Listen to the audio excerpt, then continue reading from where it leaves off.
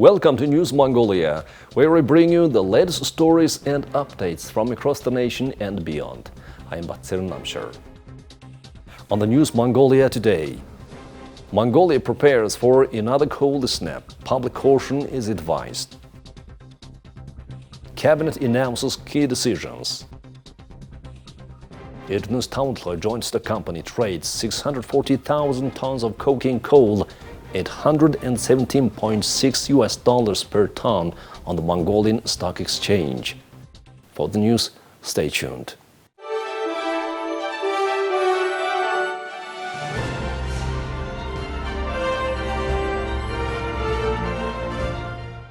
At present, most regions are experiencing consistent but chilly weather, with Hot Province and the MNB region reporting temperatures ranging from -5 to -6 degrees Celsius as of Thursday. However, a notable change is expected to occur starting from Friday, February 16th. In Hot Province, wind speeds are estimated to increase to 20 to 30 meters per second, potentially reaching a concerning level. At the same time, meteorologists anticipate a heavy snowstorm to impact the Zafan region on the same day. Various areas, including Govalta Province, the plains near Os, and the northwestern part of Bayangor Province, will witness a general deterioration in weather conditions. Further intensification is in the forecast, with wind speeds ranging from 18 to 20 meters per second, occasionally reaching as high as 24 meters per second in different regions. Snowstorms are expected in the eastern part of Os, Huskal, southern Bulgan, northern Arhanga Province, and western Soms of Silang Province. On February 17th, a drop in the air temperature is anticipated in the northern part of the western and central provinces, accompanied by an intensely cold period. The coldest regions, including Os Lake, Tarhat, Itir, and Tis River valleys, are projected to reach temperatures as low as -40 to 46 degrees at night. As a precautionary measure, herders are advised to keep their animals at close range to prevent excessive grazing. Citizens embarking on long journeys are encouraged to ensure the integrity of their vehicles, particularly on February 17th, when extreme cold is anticipated in many areas. This cold spell is expected to persist in the eastern half of the country on February 18. Regions such as Os Lake, Tarhat, Hurundilt, and Zafan River will experience extremely cold temperatures, dropping to -40 to -46 degrees at night and -25 to -30 degrees during the daytime. The National Emergency Management Agency and the National Agency of Meteorology and Environmental Monitoring stress the importance that citizens are aware of the severity of the impending weather conditions and take all necessary precautions to minimize potential risks.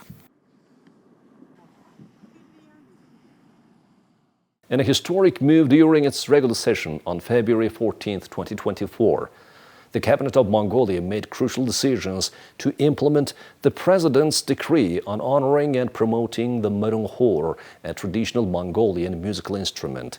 The government issued a resolution outlining key measures to transform the Moronghor ensemble into a fully fledged orchestra, solidifying its cultural significance. The Cabinet, recognizing the importance of this endeavor, defined the Moronghor Orchestra's composition, setting it at 61 members. The Minister of Culture, Naming Chimbat, has been entrusted with revising and approving the organizational structure of the Moronghor Orchestra. Simultaneously, she is tasked with addressing the financial aspects related to the staff expansion of the Mongolian Philharmonic Orchestra, ensuring it aligns with the approved budget for 2024. Moreover, the Cabinet decided to cover the costs of renewing the artists' outfits and musical instruments from the government's reserve fund. This financial commitment underscores the government's dedication to supporting the cultural growth and development of traditional Mongolian music. In a parallel development, the Finance Minister of Mongolia, Chaplin, received a directive to draft a law on exempting certain imported goods from customs duties and value-added tax. This initiative is poised to stimulate economic activities by reducing financial barriers related to the import of specific goods.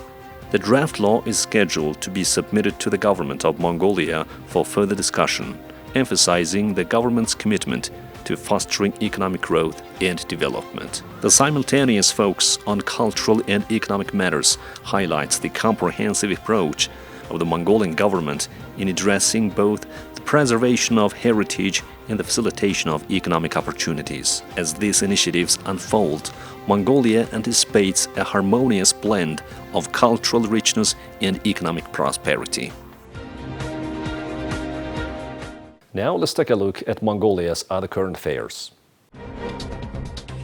Erdenes Tavantolgoi JSC traded a substantial amount of coking coal on the Mongolian Stock Exchange. On February 15th of 2024, the company successfully traded 100 lots, equivalent to 640,000 tons of coking coal.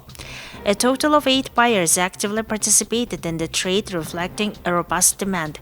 The trading session witnessed the price of 1 ton of coal being priced from $89.1 after negotiations. A deal was sealed at $117.6 per ton. This transaction has contributed to Erdenes Tavantolgoi JSC's remarkable performance on the exchange in 2024. The company has so far sold a total of 3.2 million tons of coal, with the total value of these trades reaching an impressive $419.6 million. You're watching News Mongolia. Now let's take a look at the currency exchange rates provided by Mongol Bank.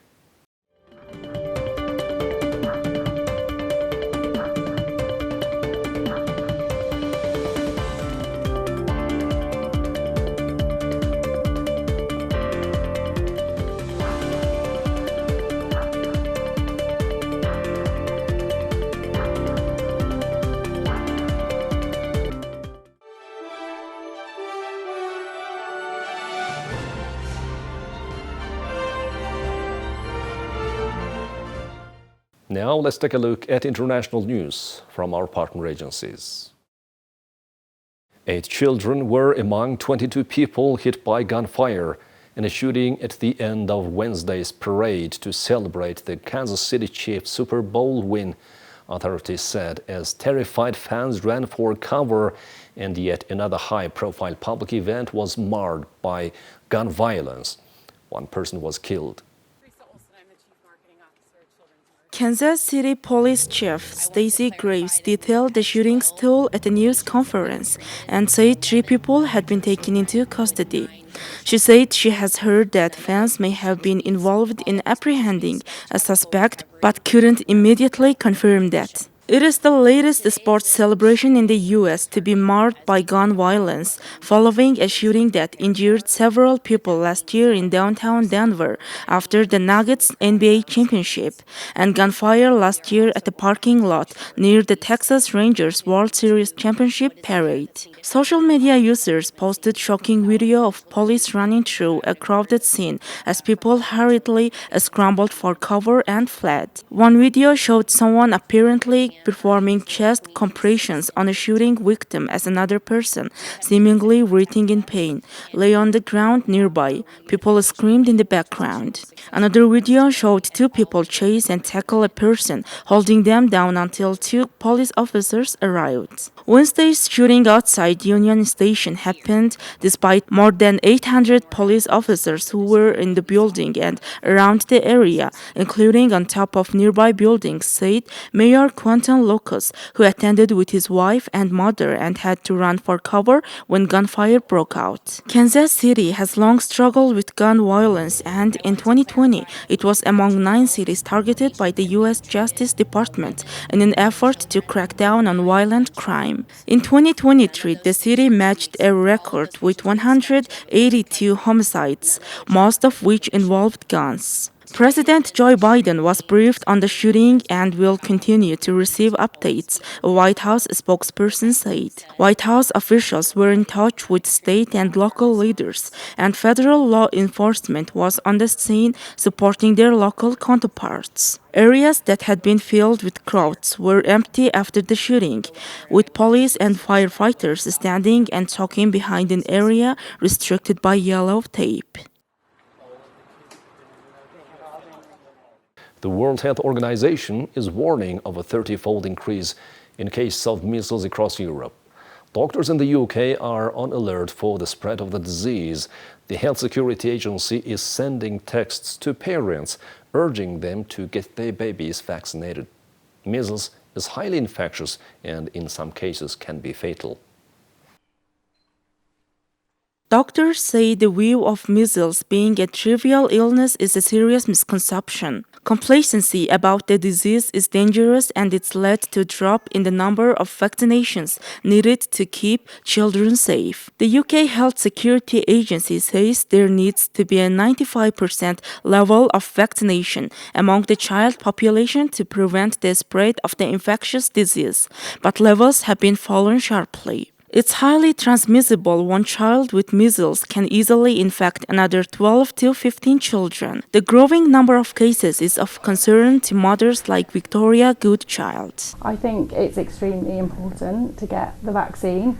I think we need to make sure that our children are protected. We don't know how or when they might contract it, and being fully vaccinated means it prevents a lot of worry and prevents a lot of upset, and obviously if anything was to happen, it would just have catastrophic impacts. Doctors say immunity from the double-dose vaccine is most effective if given in the first 12 months, then again at the age of 3 years and 4 months before a child starts school. The two surgeries in this diverse Hackney area of London cares for many families with 8 to 10 children, so vaccination is high on the agenda for senior practice nurse Shiraz Ibrahim. Around about measles and why it's important to vaccinate, and every parent has a little red book. And now presently there's NHS England is sending out texts to all parents, so they're ringing up and asking, is my child covered? So most of our parents have vaccinated their children, but there's a few pockets here and there who haven't, but we're working on those, and we're sort of actively involved in ringing them and reminding them, or when they come in opportunistically we remind them. This GP practice has 2 sites in the area, caring for 17,000 patients. One surgery says 48% of the patients on its books are under the age of 18.